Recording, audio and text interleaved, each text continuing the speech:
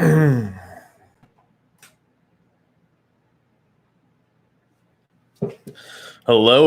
everyone. I think we are live. Hello. Welcome to another episode of the live chat. That is right. We are back after a big Xbox event that just went down a couple days ago. We're here for a rare Sunday show. That is right. We are going to go live on a Sunday. I don't know how many times I've done this. Really, only maybe a couple, maybe a handful of times. Can everyone let me know if my volume's good, if you can hear me good? So I don't know what turnout's going to be like today. Like I said, we normally don't go live on a Sunday, but I knew I wasn't going to be able to go live tomorrow. And we just had some really big news come in this week with the whole Xbox show, with the Ghost of Tsushima sales numbers. So I really wanted to get in a live chat this week and make sure that we got a chance to break down and talk about all of this gaming goodness. So anyone that has never been part of the live chat, basically the way this works, you drop your comments, you drop your questions down into the live chat, and we get to as many as we can, break down as much as we can, and really just talk about the big gaming news. I'm sure the main focus of the topics today are going to be primarily around that Xbox show that just went down. A lot of different reactions online. I'm seeing some people that really enjoyed the show, some people that definitely did not enjoy the show. I lie somewhere in between. I'm not someone that was, let's say, completely blown away by the show, but I also don't think it was as bad as some people are making it out. I think there was some good and some bad there.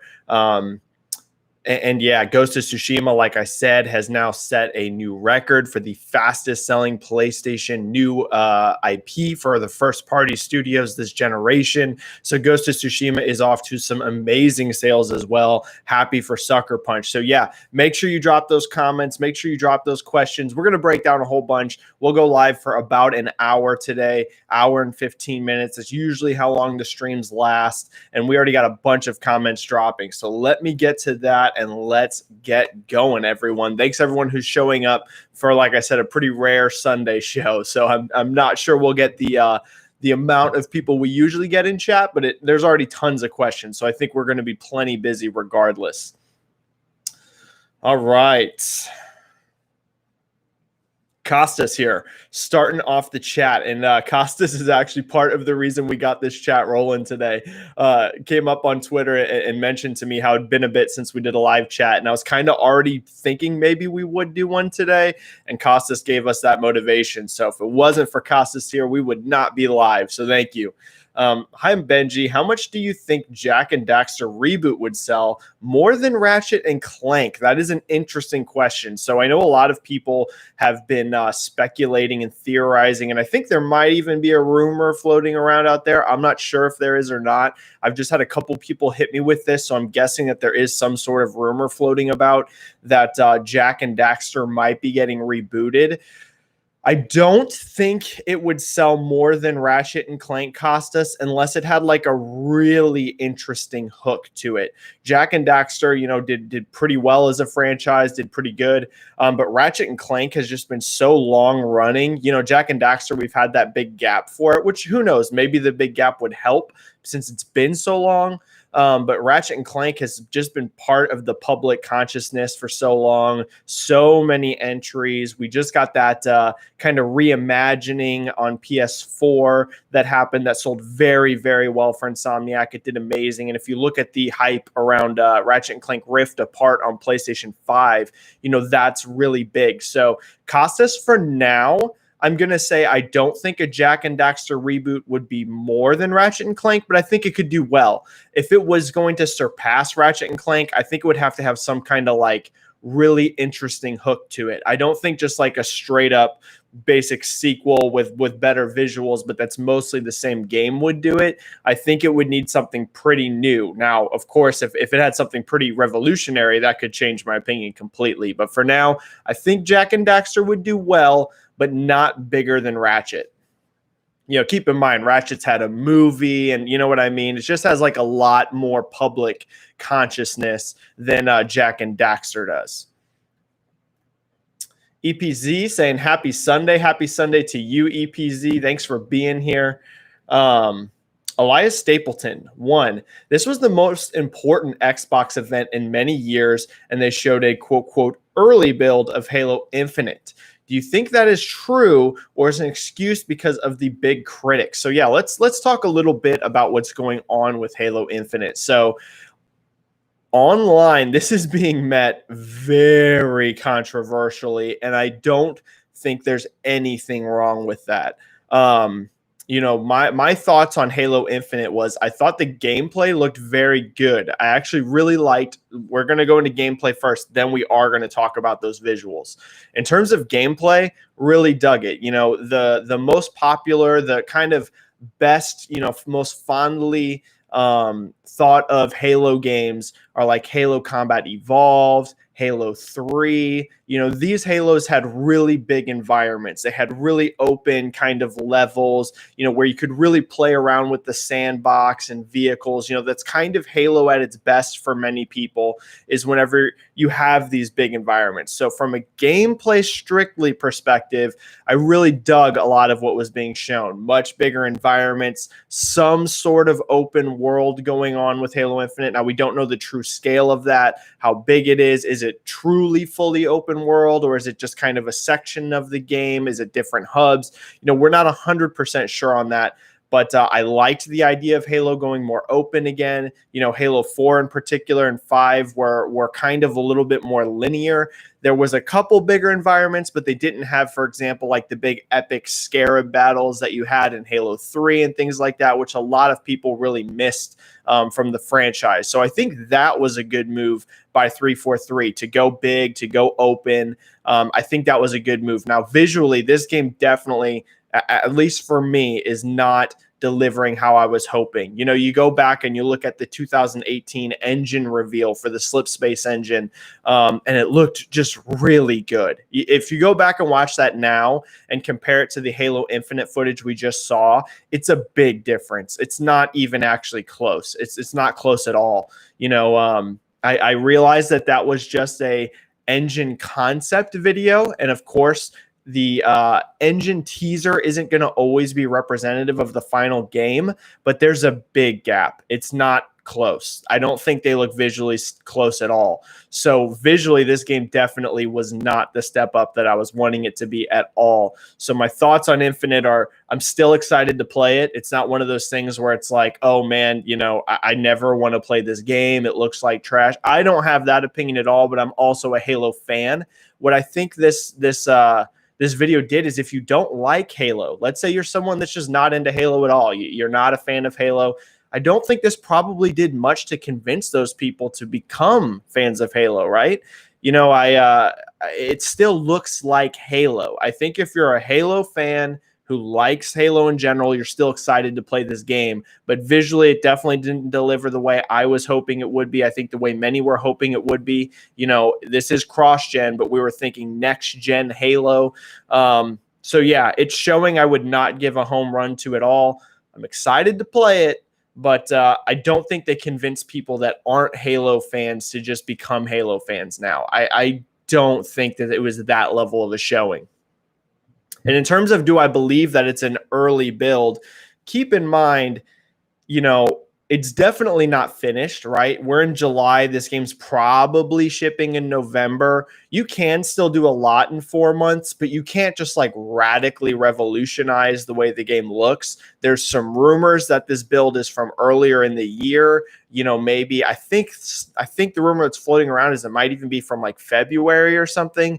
If that's true, let's say it's from very, very early in the year, the build, you could actually change quite a bit. If it's from whenever they had almost a full year left of development, you could do a lot. Here's what I'll say, Elias. I think the final game probably will have some improvements, but I would not expect it to look radically different.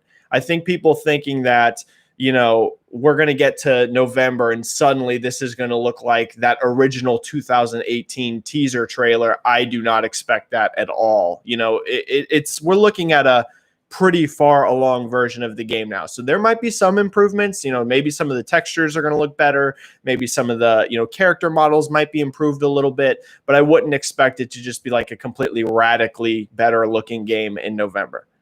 If it does, hey, I will be happily surprised. I would love the game to look significantly better at launch. I'm just not expecting a huge improvement, maybe just a little bit.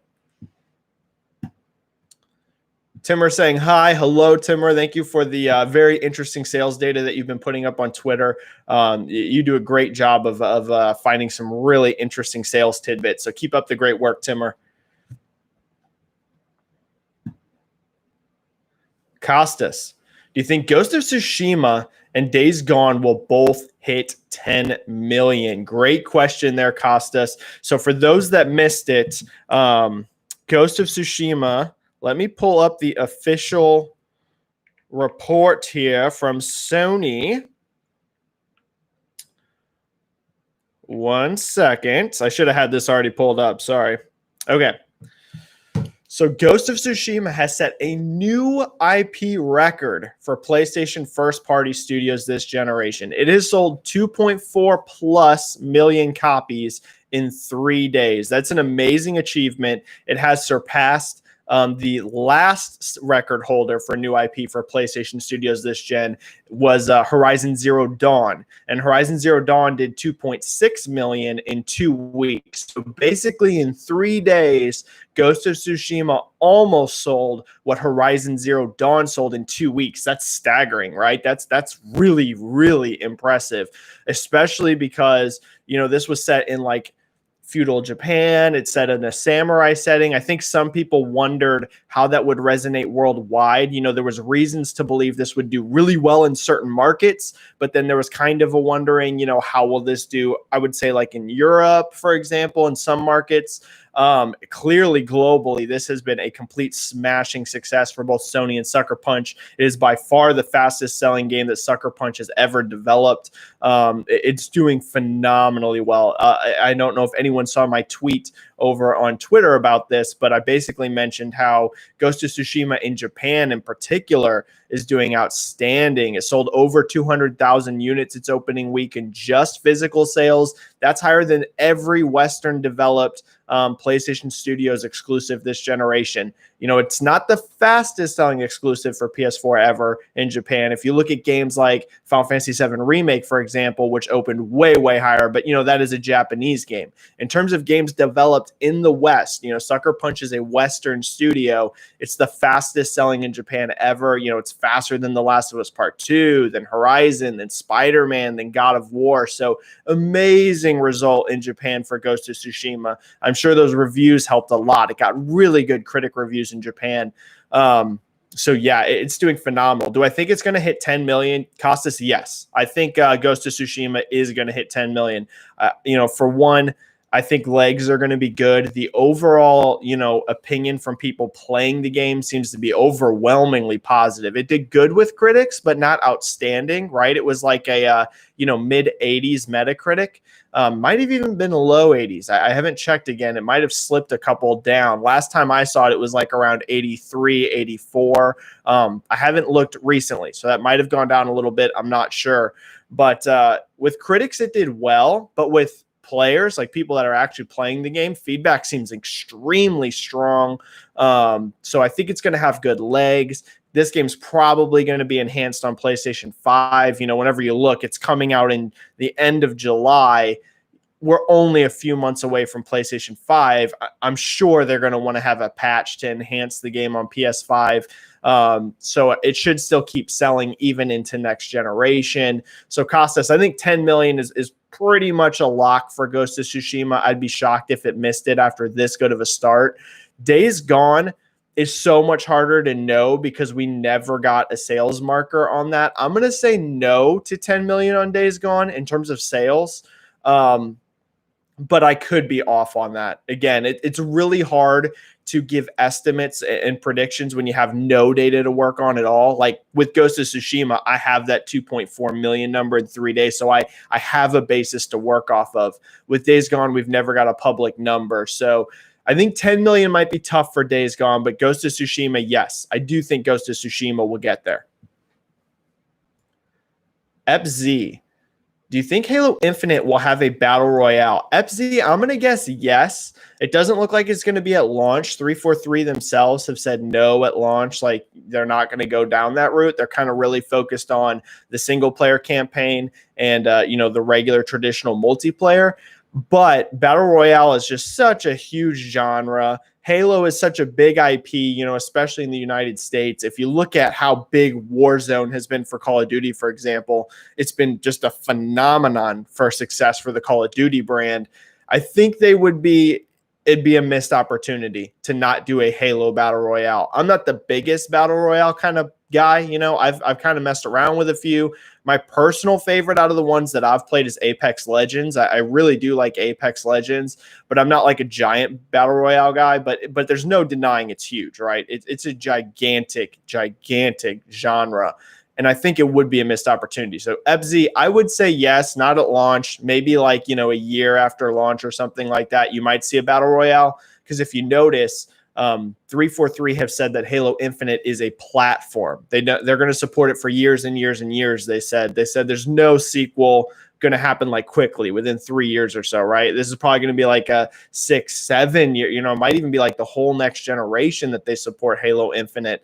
So eventually, yes, I think you're going to get all kinds of updates for Infinite. Opashi here saying hello.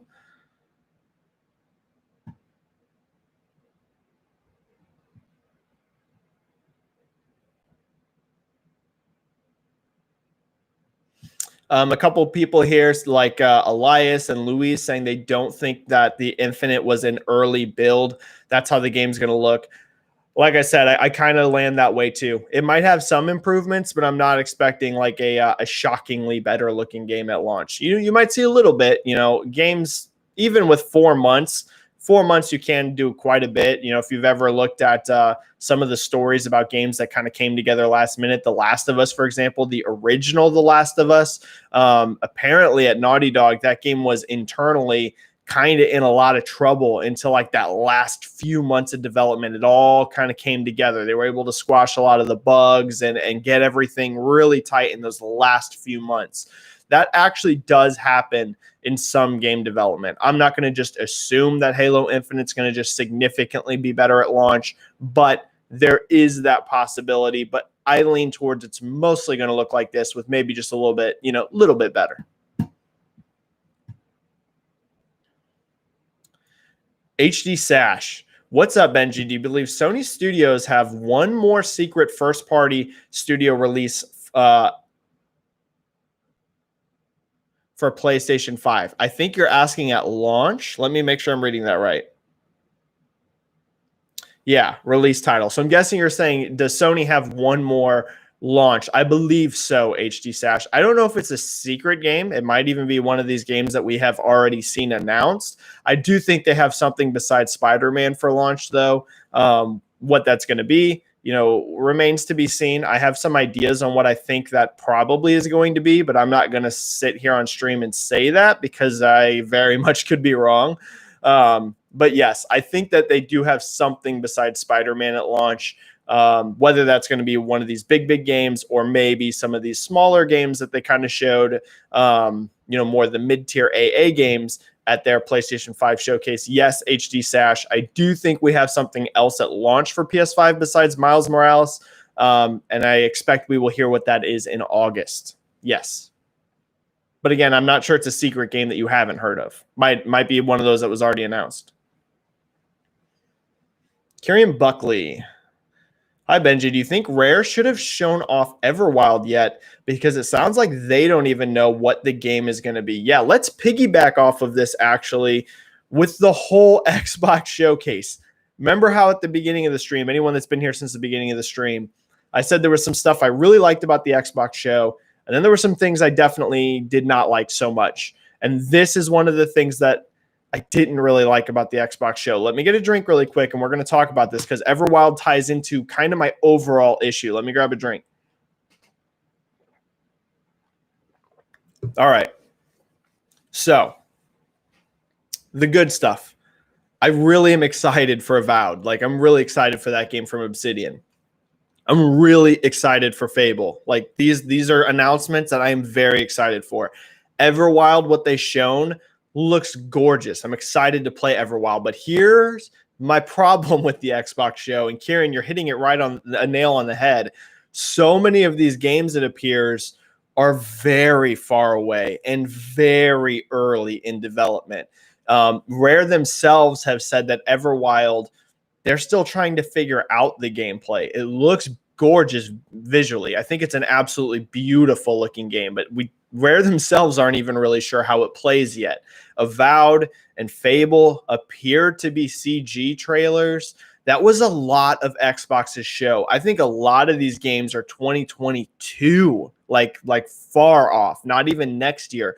You know, that's a big difference between the PlayStation 5 showcase and the Xbox showcase. When you go back and you look at that PS5 show, a lot of those games that they showed are going to be within that first year, I believe.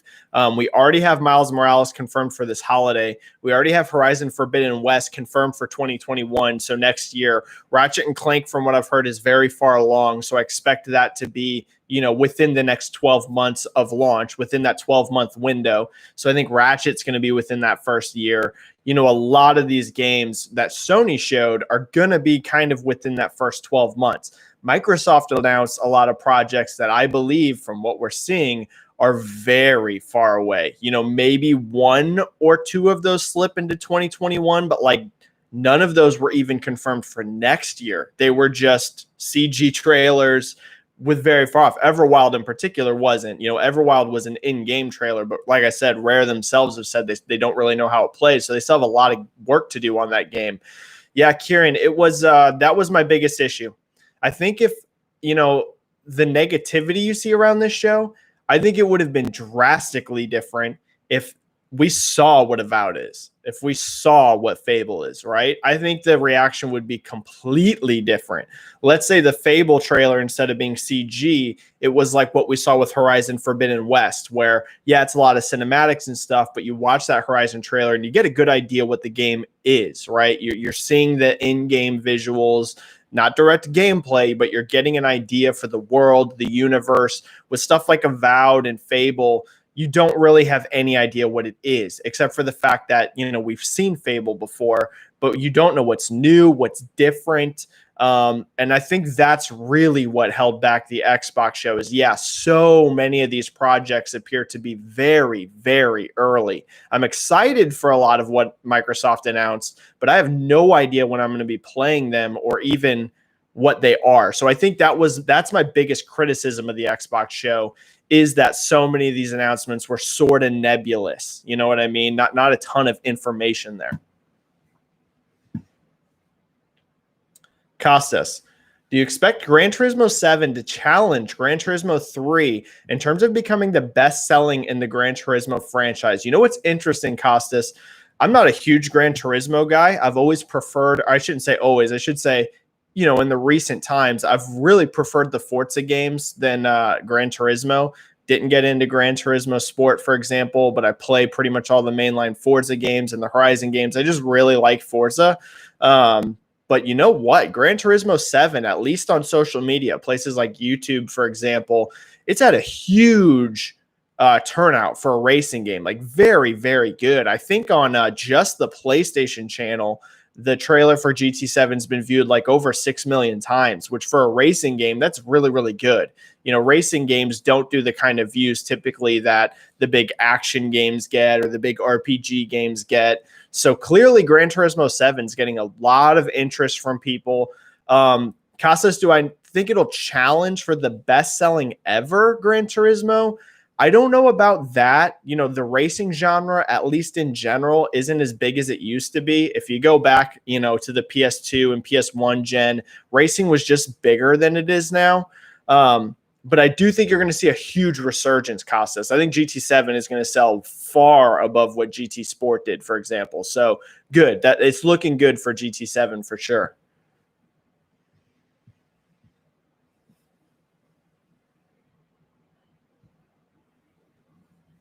Elias asking here more about Everwild. I think we kind of went into that.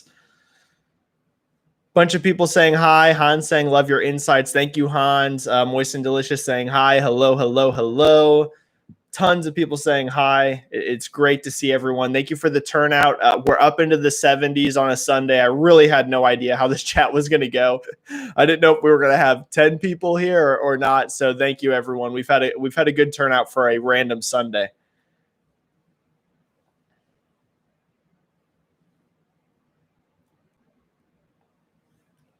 Javier. Hi, Benji. I was just watching your reaction to the Xbox event, and I expected Halo to look better. Do you think that it may be delayed? What effect do you think it would have on the Series X launch? This is fascinating question, Javier. Fascinating. I have seen a lot of discussion on this online. So here's my thoughts. I personally, this is completely personal, selfishly, right? I would be totally fine with Halo getting a delay. I think it would probably do that game some good, especially considering we just had this huge, pandemic impact, which I think did probably affect development, especially in that final year as they were kind of coming to the finish line. A lot of the work had already been done, but they're getting ready for like polishing phase and getting everything cleaned up. I'm sure the pandemic had some effect on the development of that game.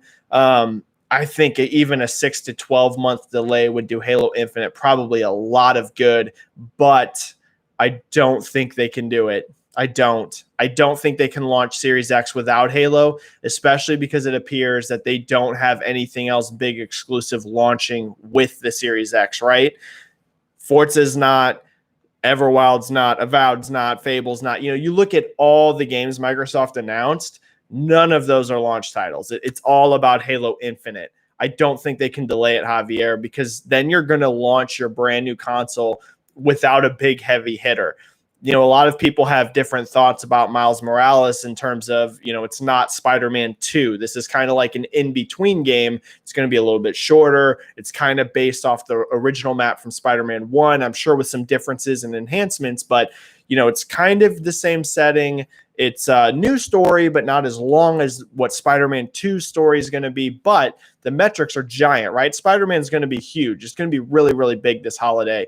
I just don't think Microsoft can launch without Halo. If they had some other stuff ready, let's say Forza was coming at launch, like it was coming. Let's say Fable was. I know these are not happening. Those games are far off. But if they had some projects ready to go, they could get away with delaying Halo, but they just don't. And third party is going to be big, but you need a reason to go out and buy Series X, right? The multi-plats are going to do great, but you can also get those on PlayStation 5. You need something that's going to be like, hey, here's why you need an Xbox. So, no, Javier, I don't think they can delay it. I just don't. I think it would be good for the game, but I don't think they can afford to.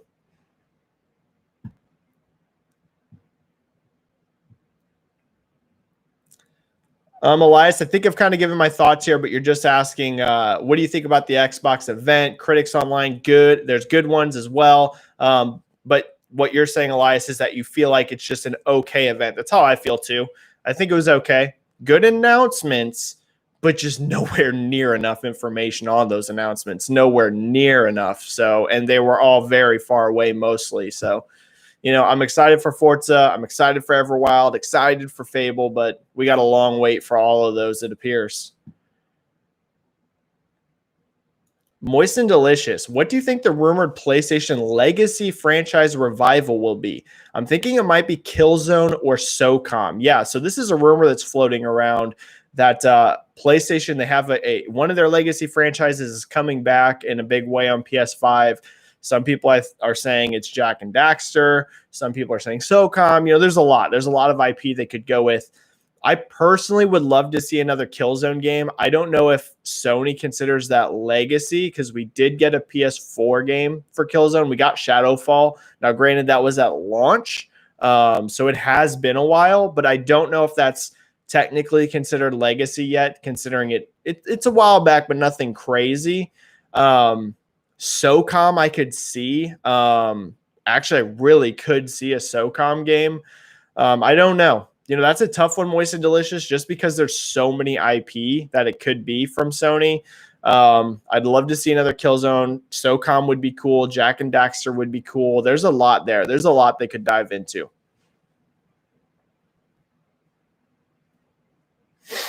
Exile N saying that they liked the show, but Halo Infinite is not looking the best. All right, here we go. I don't want to, man, I really don't want to say your name wrong here. Samad? I hope I said that right. Samad, if I pronounced that incorrectly, I apologize. Saying, hey, Benji, since both companies have showcased their next-gen consoles and lineup, which one are you going for day one? All right, here's my thoughts. I'm trying to get both day one. That's the goal. The goal is to go in and get both of them day one because I love games. I like to play the Xbox games. I'm still excited for Halo, but I also want to play Spider-Man. So my goal is to get both day one. I think it helps my coverage as well. You know, if I'm being honest, if I'm giving good perspectives on things, I think I need to have both of them to give that perspective. So my goal is day one, both. However, if I could only choose one, ooh, that is tough. I think Sony had the better show. I'll just say it. Between the PlayStation 5 showcase and the Xbox showcase, I think PlayStation showcase was better. We at least saw more in-game stuff there, even if some of it was kind of, just kind of trailers. We at least saw in-game what Ratchet and Clank is. We saw in-game what Horizon is. We saw in-game what Gran Turismo is. You know what I mean? We saw these games like Kena Bridge of Spirits. Like, we saw a lot of those games in-game at least, whereas a lot of Xbox's show was CG. So I think PlayStation had the better showcase. In terms of if I could only get one day one, it's going to be whichever played third-party games the best for me, because that's where my loyalty lies in terms of what's my main platform. I flip-flop. I have no platform loyalty literally at all. And that's not one of those things like, oh, I'm going out of my way to be like this Zen-like all gamers get along kind of thing. It's actually not about that. It's that I just don't have a brand loyalty. So it's whatever plays the best. For example, when this generation started, we'll go, I started on PlayStation 4. That's where I got all my multi-platform games. I was a big PS4 gamer. Everything that I got multi-platform was on PS4. I still had an Xbox One for exclusives, but I was PlayStation as my main platform all the way until Xbox One X came out. And right now, currently, all of my third-party games I play on Xbox One X, and I play my exclusives on PlayStation 4. If I could only get one, since most games are multi-platform, it would be just whichever one has the edge in terms of that for day one. In terms of like which exclusive lineup I'm more excited for, it's going to be PlayStation. I think a lot of these Xbox games are going to be cool. They're going to be awesome. But PlayStation first party has just proven themselves. If you look at what Naughty Dog does, what Sucker Punch does, what so many of their studios do, in terms of exclusives, if I could only get one permanently, it would be PlayStation 5. Like, if there was only one console I could get next generation, PlayStation 5. At launch, though, it would be whoever plays third-party games the best. Nirendra Yadev, Sea of Thieves, over 16 million players. Yeah, so Sea of Thieves is just doing outstanding. Most successful game ever for Rare, by the way, which is kind of crazy. When you think about Rare's long history, when you think about the Banjo-Kazooie games and just all of the games, the Donkey Kong games, so many games that they're famous for. Sea of Thieves is hands down the most successful game Rare has ever made. There's a caveat there, though. Keep in mind that's total players, not sales. Sea of Thieves has not sold as many units as, God of War and, The Last of Us and Horizon and games like this. So Sea of Thieves player base is boosted by Game Pass for sure. But it is worth noting, Sea of Thieves is selling very well too. So it's not just Game Pass. It did over 1 million units on Steam in its launch month. That's really good. That's really good. Just in June, it sold over 1 million units on Steam. So definitely Sea of Thieves is selling very, very good. Most successful game ever for Rare. But in terms of sales units, it's not higher than Sony's biggest exclusives. But it is doing very well. Sea of Thieves has been very successful. JCat asking about a Halo delay. We went over that. I would love to see it personally, but I don't think they can afford it.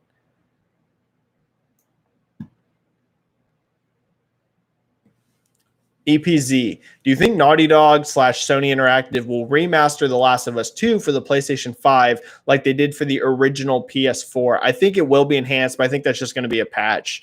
I would hope that all of the games that they enhance from their first-party games for PlayStation 5 is just a patch. I'd be really bummed if they charged twice for that. I'm not the biggest fan of that anymore. You know, I feel like after you've bought a game, especially with like digital the way it is now, I just think you should get enhancements moving forward. I don't think you should be paying twice for a game. It's one thing when it's a remake, right? So, for example, Demon Souls. I have no problem rebuying Demon Souls because Blue Point's Demon Souls is literally a different game. It's going to be, of course, based on the original, but all assets, all everything. It's completely brand new, built from the ground up. Things like that definitely charge, full price again, because you're literally creating a new game. It's based off the original, but all the asset work is brand new. For stuff like The Last of Us and Ghost of Tsushima and these sorts of games, I don't think you should be paying for enhancements on those. They should be free patches. So I expect The Last of Us 2 EPZ to get enhanced on PlayStation 5. I'd be really surprised if Sony made you pay for that. I think that would be kind of anti-consumer, to be honest. I don't think that would be a good move. Elias Stapleton, where is Bloodborne? Do you think a sequel will happen someday? And do you think Bloodborne is the most beloved Souls game right now? Elias, I would love a Bloodborne sequel. I would love it. I mean, you're talking, I would absolutely lose my mind if they announced Bloodborne 2. I think it will happen someday. I don't know when. In terms of the most beloved Souls game, yes, I do think it is. I think it is the most beloved Souls game. Now, keep in mind, it's not the best-selling Souls game. It's not, because it is tied to one platform. It's not on PC and Xbox, and there are Souls games like Dark Souls 3 that have outsold Bloodborne because it's multi-platform. But in terms of like beloved, like people are just all in. Yeah, I think Bloodborne is the most beloved. So I do think it's going to happen one day. Keep in mind, right now From Software appears to be having some issues, I believe personally, with the development of Elden Ring. I don't think that development's going smoothly. The rumor is we might not see that game this year at all. It wasn't at the Xbox show. That game was announced in June of 2019. So if we go over a year, like well over a year, we're not talking like, because we're already over a year from its announcement. If we don't see that game until next year, that's like a year and a half, 2 years that we don't see a game. You just don't do that if development's going perfectly smooth. It just doesn't happen. It does not happen. I don't care if a developer tells you that development's going smooth. That is not true. You do not go that long in a marketing cycle and just not show anything about a game. Nothing. We have not even seen a gameplay trailer for Elden Ring. It's one thing if, okay, we've seen some gameplay, so we can kind of wait. They're polishing it up. Elden Ring got like a 1-minute teaser that showed literally nothing. Nothing. It looked cool, but we know nothing about it. So they seem to be very preoccupied with what's going on with Elden Ring. There's always the chance that Japan Studio themselves could make Bloodborne 2. They assisted in development of Bloodborne 1. Elias, I think Bloodborne's too important of an exclusive to never do again. Sony own that IP, not From Software. Sony own it, so they can have technically whoever they want make that game, just like Demon Souls. It was originally developed by FromSoft, but FromSoft didn't own the Demon Souls IP. PlayStation did. So Bloodborne 2 eventually, Elias, when? I have no idea. I would love to see it soon, but who knows? Timur, 72299. Do you think we will get a sequel to Rise, Son of Rome, given now we know how much it sold, 1.3 million in just launch sales?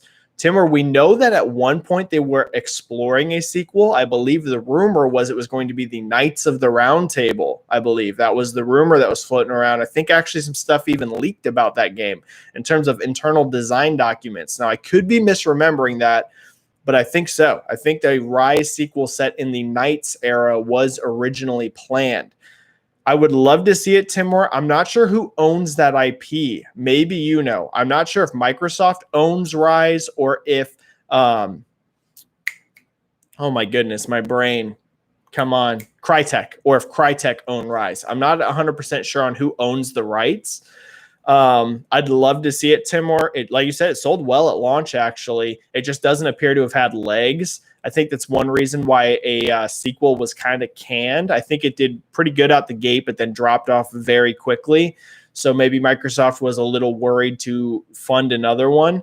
I'd love to see it, Timur. I would love to see it go to that setting that they were exploring, apparently, with the Knights of the Round Table. I mean, that would be sweet, right? How cool would a Knights of the Round Table, King Arthur-esque Rise game be? That would be amazing. I'd be all over it. So I'd be down, Timur, but I think it might be a bit of a long shot. But who knows? Interesting question here from Dave G. Dave G. Hey, Benji. Hope you're doing well. I'm doing good, Dave. Hope you're doing well as well.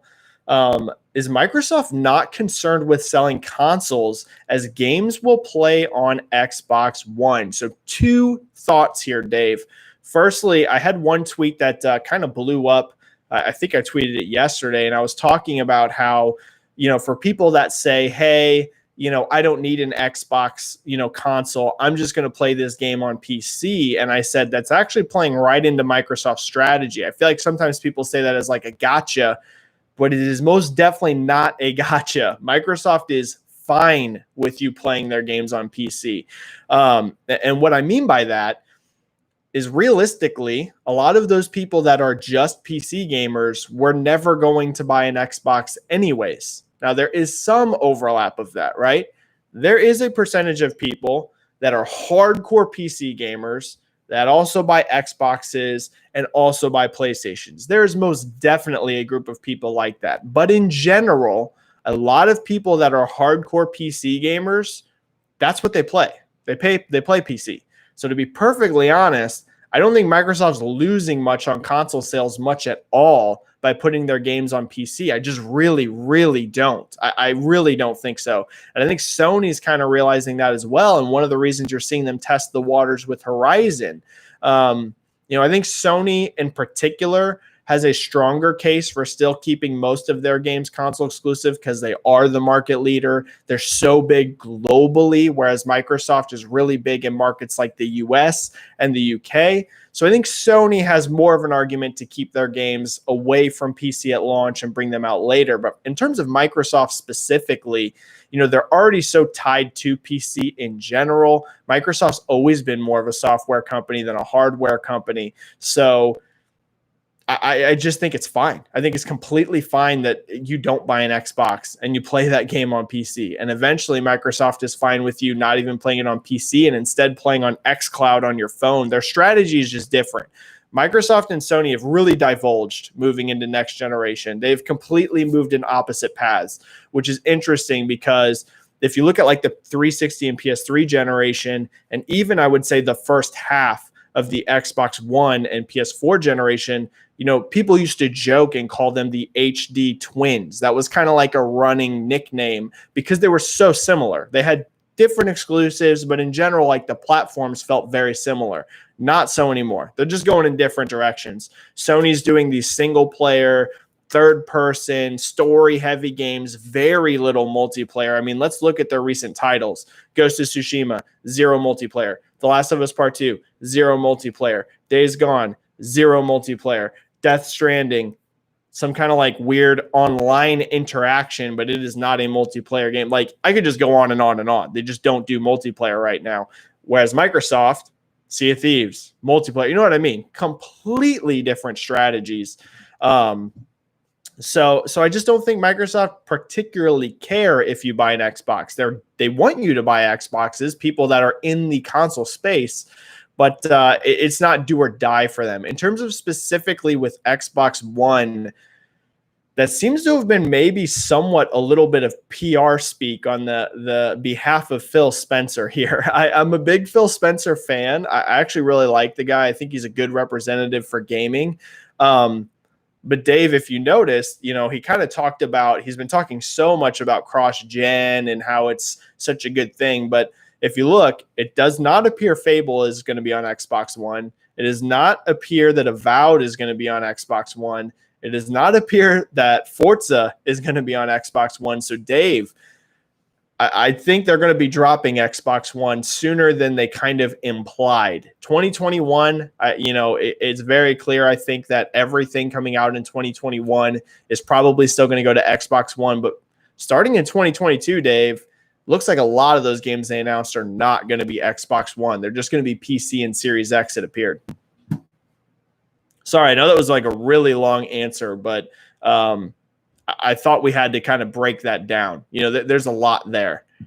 We have a super chat. Let me hit that super chat really quick. Thank you so much for the super chat.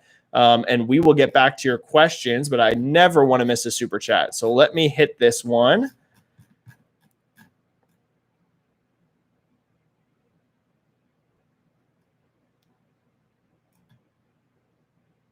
Oh, whoa.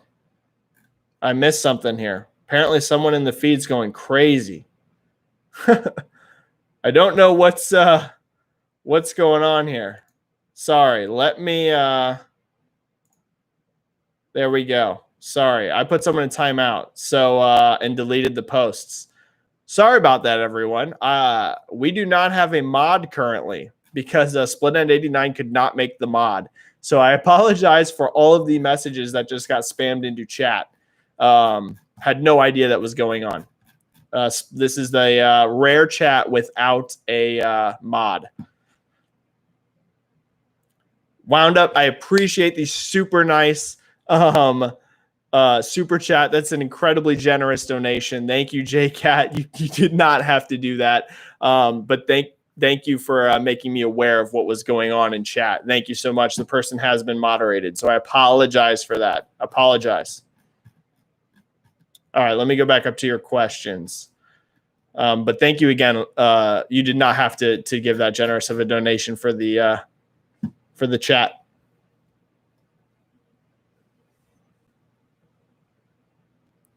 All right. Here we go. Hans M. Do you think Game Pass would deteriorate the quality of games in the long run? I believe you said good run, but in the long run, do I think Game Pass is going to deteriorate the quality of games? No, I don't think so. I know that's a kind of common talking point, but I don't particularly think so, especially as Game Pass grows in subscriptions, because that's a lot of revenue coming in for Microsoft. People kind of joke about like, hey, I'm going to only sub for like a month to Game Pass. That's cheaper than me going out and giving Sony $60, for example. The difference, though, is that for long-term subscribers, which Microsoft has a lot of, maybe the, whatever you pay per month, $10, $5, $15, whatever price you got in at, they have millions and millions and millions of those. So if it's a couple months, the average gamer, a lot of people forget, the average gamer only buys maybe 3 games a year. Like seriously, like maybe 3 games a year. So for your average gamer, you actually might get more money out of them potentially if they're yearly Game Pass subscribers. There's a potential there. We don't know for sure yet how this will play out long run, but potentially Microsoft might actually get more money out of people by doing Game Pass than just full price launches, because they might get more people that only bought a couple games a year, now giving them more money a year long term. That's, I think, kind of the play Microsoft's looking at. I personally don't think it's going to deteriorate quality of games. Hans, what you will see, though, is more games like we saw at this Xbox showcase that are being built as platforms. If you notice, the new Forza doesn't have a number on it. It's just Forza Motorsport. Clear to me that means it's probably a platform for next generation. I think that's going to be supported for many years. If you look at Halo Infinite, they said that is going to be supported for many years. So, Hans, I think it will slightly affect the way games are developed over at Xbox. I think you're going to see more games planned out with multiplayer and more games planned out to be supported for really long stretches of time. But I don't think that necessarily means a deterioration in quality, just kind of a different style. Opachi, one thing that makes me excited is that Xbox seems to be the Western RPG place to go. Yes, it does appear that way, Opachi. If you're a fan of Western RPGs, it would appear that Xbox is going to be a very good spot for that. Avowed is going to be a big WRPG. Fable is going to be a big Western RPG. In Exile has a AAA game that they are just starting development on, Not Wasteland 3, another big RPG. So, Pachi, I would say that, yeah, if you're a fan of the Western RPG style games, Xbox Game Studios, in the long run, seems like it's going to be a wait, but maybe in about 2 years or so, there's going to be a lot of really big RPGs coming from Xbox.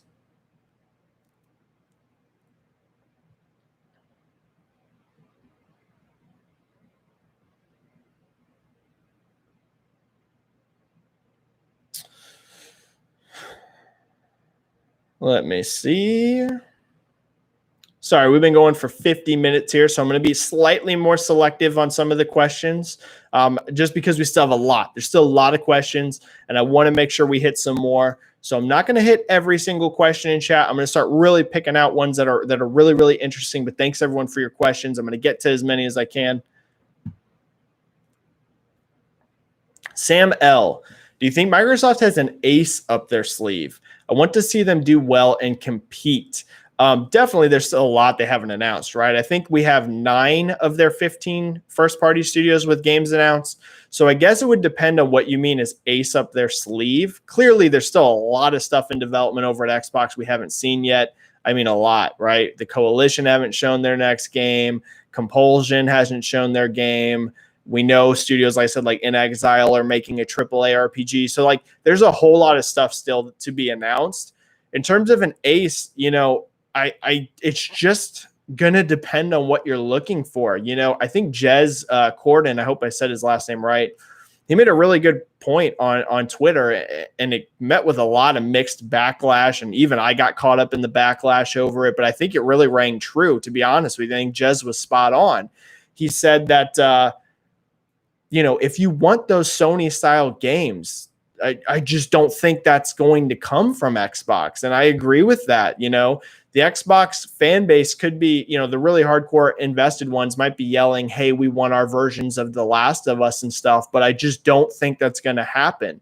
They have divulged. They have very different strategies, very different paths. If you want those single player narrative, linear, very focused games, I just think you need to get a PlayStation or just play them on PlayStation, because that doesn't appear to be what Microsoft wants to make. I don't think that's impossible. They'll never make any of those games. You might see some come in.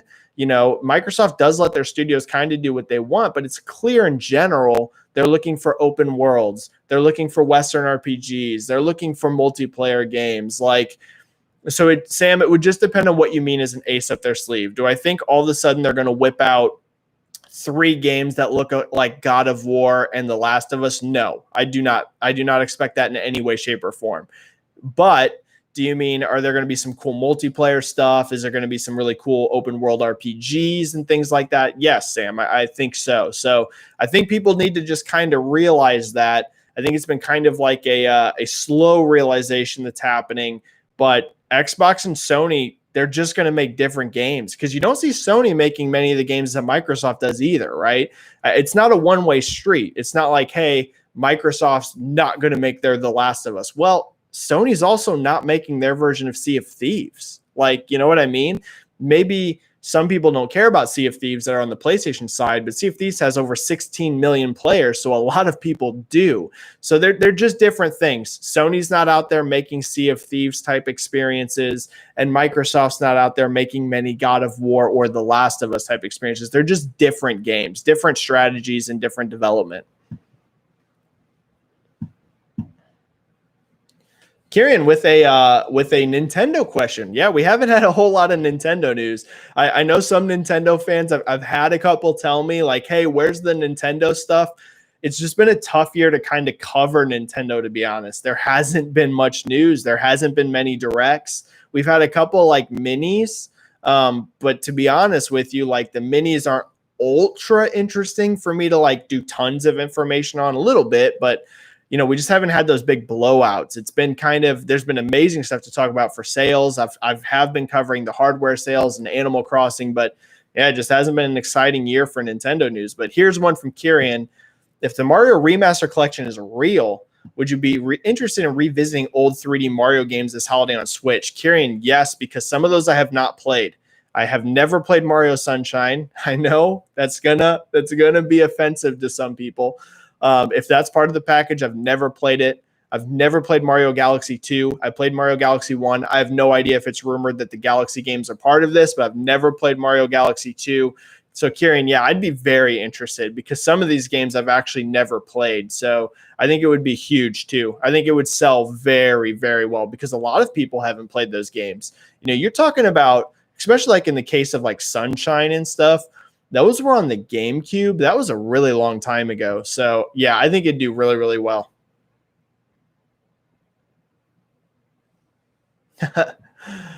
This is really nice. I don't like to give myself a lot of shout outs and stuff. It might feel like kind of patting myself on the back, but here's a really kind comment from Javier, and I appreciate it. Saying, by the way, you're doing a great job. I know that receiving criticism might be hard, but we love you and what you do. Just enjoy doing this and try to be happy. Thank you, Javier. Yeah, I made a couple posts on Twitter yesterday, just kind of stressed out and venting.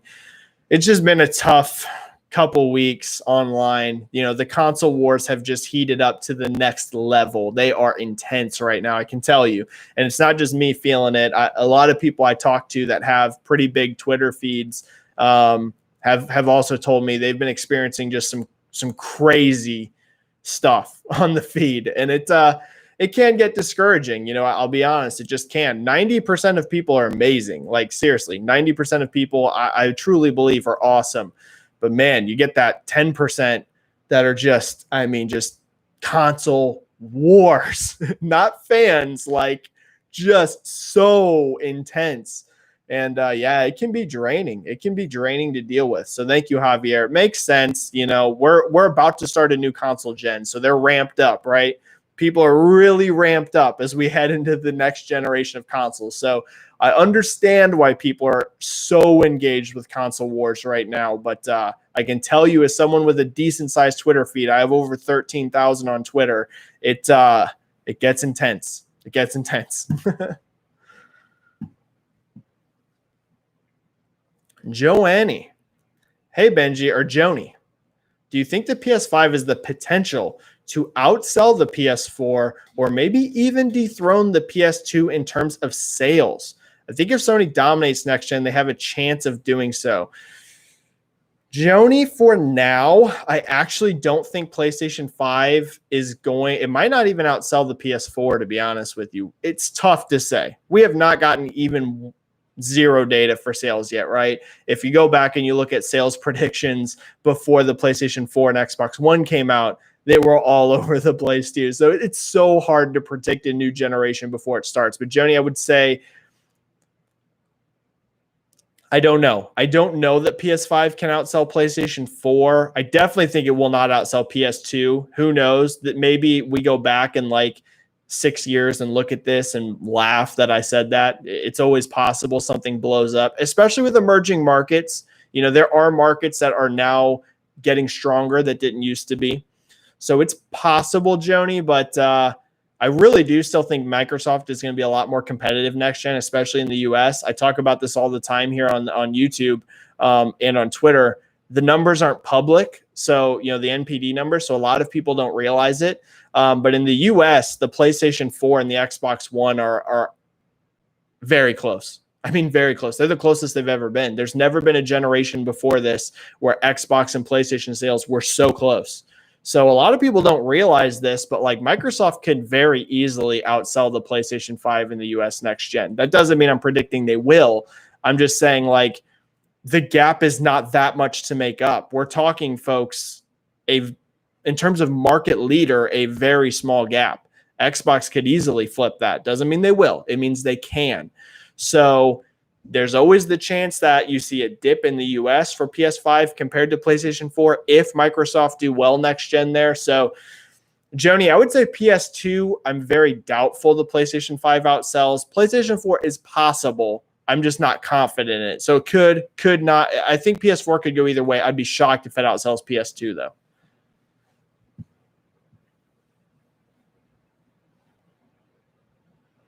Arm Gunner. Hi, Benji. Sony released their PR for Ghost 1 week after launch, like The Last of Us 2. Do you think the real numbers of Ghost in 3 days might be a bit higher in reality? Maybe you have a range. Thanks. Thank you, Arm Gunner. So one thing I can comment on this, and I can't go too into detail because some of this is a little NDA, and I got into a huge argument actually on Twitter about this one day because someone was telling me how can a PR be under NDA? There's no NDA for PR. PR is just public. Okay. PR is public. How the data that gets into the PR is not public. That is under NDA. How that data comes in and the timing of when that data comes in, that is not public information. I have some of that information on previous PRs. I know why they were released on the dates they were released. I cannot go any further into that because that would be throwing people under the bus. But I can tell you there is a reason certain PRs took longer in the past than what we are seeing currently, because not all data comes in at the same time. It just does not. The reporting for UK, how quickly that data gets back to people is completely different than, let's say, some of the markets in mainland Asia. Comes completely different. We're talking completely different speeds of reporting, even to Sony.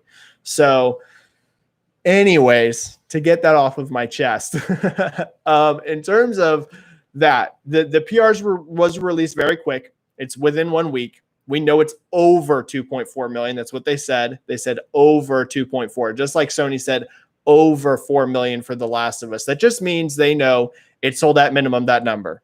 At the very least, The Last of Us Part 2 sold 4 million. And at the very least, Ghost of Tsushima sold 2.4. There is range in that estimate, right? Could be 4 million for The Last of Us in 3 days. Could be 4.2 million for The Last of Us. I don't think it would be that high. But you know what I mean. You have a range depending on data. Ghost of Tsushima could be 2.4, could be 2.5, maybe even 2.6. I don't think it's going to vary that much, but maybe I would say within 100,000 units or so on data. So I would say I wouldn't expect significantly higher Arm Gunner over that, but it could potentially be slightly more. At the very least, though, 2.4 million. That's why they said over 2.4 million, because they know they hit that number. They don't know, though, if they hit a lot higher number than that. You've seen this in the past. It's not just Sony. For example, Nintendo infamously has given multiple PRs that were way off, like actually way off in terms of positive. They did way better than what they said. This has happened even with the Switch and Switch hardware before, where they've come out and given a number for like November. I think November was one of the dates where Nintendo was like, hey, we sold like blah, blah, blah, and people were like, wow, that's an amazing number. And then NPD came out and it was way higher because that was just what Nintendo knew they sold. They knew they sold at least that. And then once the final data came in, it was way higher than that. So Arm Gunner, it could vary. It could be a little bit higher than 2.4, but I wouldn't think like all of a sudden they sold 3 million Ghost of Tsushima. You know what I mean? It's not going to be that big of a gap, but you could potentially add another 1 to 200,000 on there depending on reporting. This has been a great chat, by the way, everyone. I hope you all enjoy doing these chats. I love them. Fantastic questions, in-depth questions. We're breaking some stuff down. I really feel like there's not a whole lot of YouTube chats out there that are like this. There's just not many. And I don't mean that like as a pat on the back to me. I mean like also to you guys. You guys ask, like I'm lucky in that a lot of people that follow me are very, very intelligent, like really analyze the industry. So these are awesome. I love doing these.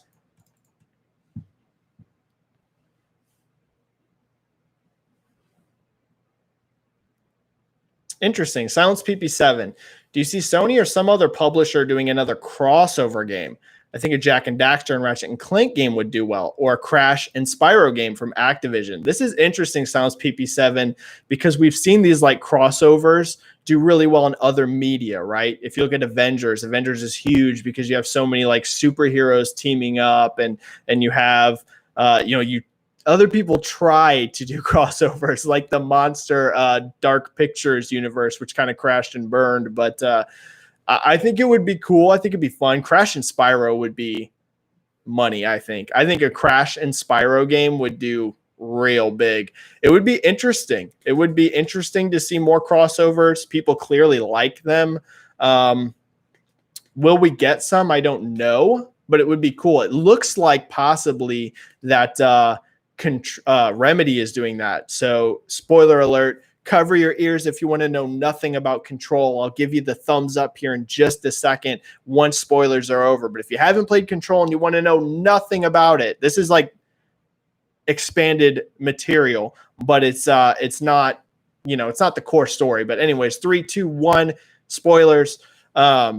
Control and Alan Wake are set in the same universe, which I thought was amazing. As a giant Alan Wake fan, it appears that the next Control DLC is actually probably going to directly tie into Alan Wake, which is super exciting. Makes me very hopeful that eventually maybe you get a crossover in terms of how cool would it be to have Jesse from Control and Alan Wake in the same game together. I mean, you're talking, for me, for someone who loved Alan Wake and loved Control, that's like a nerd dream for me. I would freak if we got a crossover game with those two both in the game. So I think it's very cool. Silence PP7, you could see some of that. Spoilers over for Control.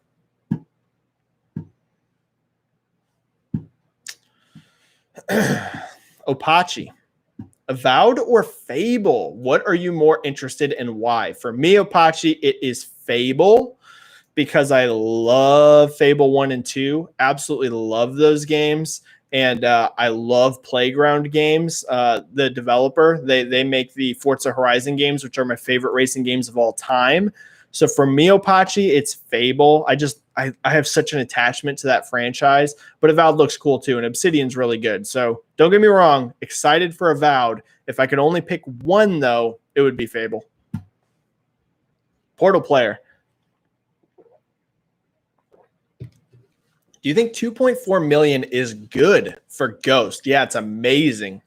Portal player, for a brand new IP that's exclusive. Some people kind of have had their expectations changed a little bit because how insane Nintendo exclusives have been. I mean, if you look at like Animal Crossing, it's like, what? When you look at how big Animal Crossing was, it makes some other exclusive sales look like kind of not that impressive. But trust me, 2.4 million in 3 days for Ghost is very good, especially I would say, considering it is that Samurai Japan game. That is a big market, right? Like a lot of people are interested in that, but I don't think it's quite as wide of a net as some other franchises and some things. So I think it's a great Portal player. I think 2.4 million is a very, very strong result. Because keep in mind, that's just for the first 3 days. And like I said, I think Ghost is going to have great legs. I think it's going to have really good legs. All right, we'll go for about 10 more minutes, and then we're going to call it a chat. So we're going to go for about 10 more. Let me scroll down. Oh, we have this person again. Put them back into timeout. Sorry, I didn't realize that person popped back in.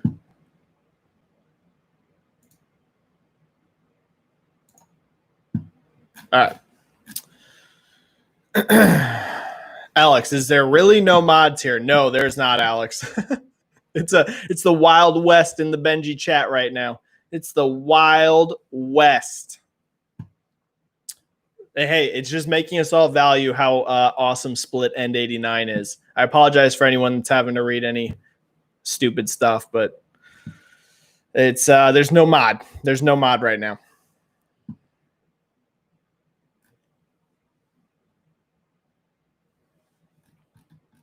All right, let's just grab a couple more questions and let's bounce out of the chat. I want to get a couple more, though, here, more from people that came in a little bit late.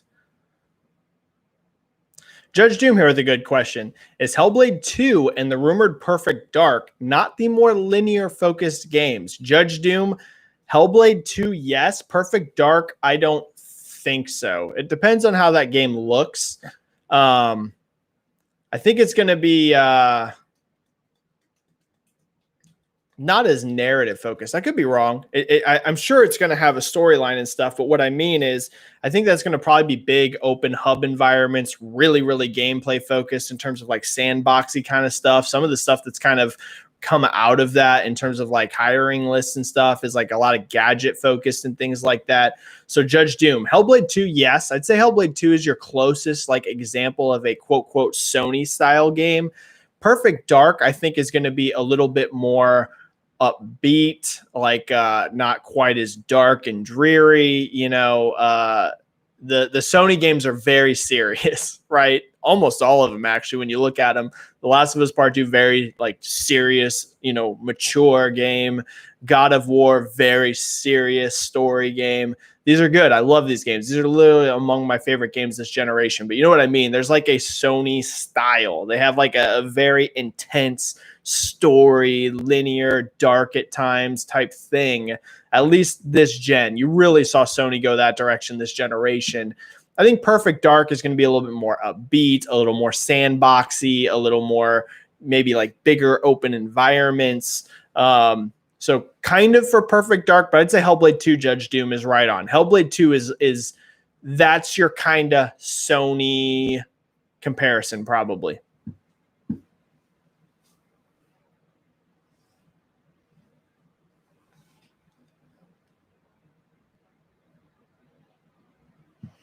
Rough Diamond, do you think Game Pass will bring more harm to third party because of, I can play it on Game Pass, no need to pay $60? Rough Diamond, not too much, because the biggest giant AAA games are not going to be like day one on Game Pass. Like Cyberpunk's not day one on Game Pass. Grand Theft Auto, Red Dead, if that happens again, Call of Duty. Like these biggest giant AAA games are not going to be day one. Like it's just not going to happen on Game Pass. So no, not really. I don't particularly think so. Yeah, not too much. I just don't think so. Game Pass is cool. It's awesome. There are third-party games on there, but a lot of them come like after that first year. They don't come to Game Pass day one. It's more like the smaller games that come to Game Pass day one, or a lot of Japanese games, for example. So yeah, I don't really think so.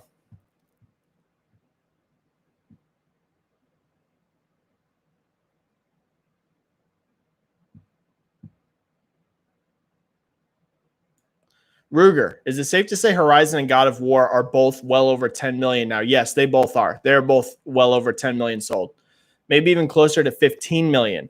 Horizon hit 10 million over a year and a half ago. Could be. They're way over 10 though. Yeah, for sure. Way over 10.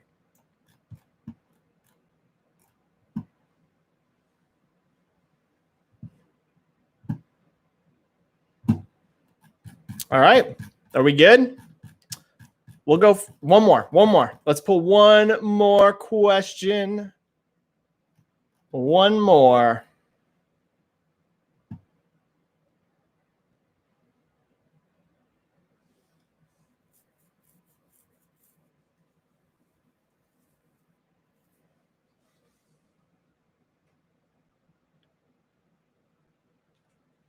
Sorry, I'm trying to find one more to pull out here. I know we've had a long time of downtime here. Sorry about that. Here we go. Here's one from Cooper. Hello, Benji. Please unblock me on Twitter. I had no intention to upset you. Love your content and the way you cover the gaming industry. Twitter, Cooper FSS. Cooper, I will unblock you. I'm not sure what I blocked you for, Cooper. It could have just been a rough day, and I may have interpreted your comment wrong. I'm telling you. It's easy to forget whenever people have really big followings. I try not to be super liberal with the block button on Twitter. I try to not use it a lot. Sometimes it truly gets overwhelming and people just get caught in the crossfire. So Cooper, I will unblock you on Twitter right after we're done here. Right after we're done, Cooper, I will give you an unblock and thank you for the nice words. All right, we're going to call it there.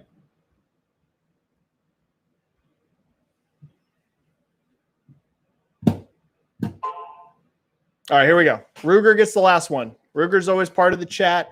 Ruger's a good person. Sorry for anyone whose comments I missed. Anyone, we'll do another live chat. This is Sunday, so we're definitely going to do one in the next few days. You know, we'll do one next week. So hold on to your questions. If I missed one and it's one that you really, really want answered, we're going to do another live chat sometimes next week. But Ruger gets the last question. If we assume that Spider-Man, Last of Us 2, and God of War are locked in for the top 3 best-selling PS4 exclusives, who do you think rounds out the 4th and 5th between Final Fantasy VII, Horizon, and Ghost? Great question. Horizon definitely gets one of those spots. Not a doubt in my mind. Horizon Zero Dawn will definitely, at the end of the generation, when all is said and done, be in that 4th or 5th position. One of those two, not a doubt in my mind. So you don't kick Horizon out of those 3. Final Fantasy VII and Ghost.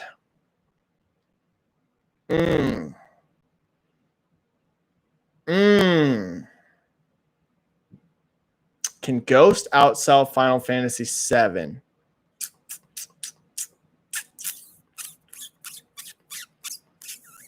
I'm going to say yes. Could be totally off on that.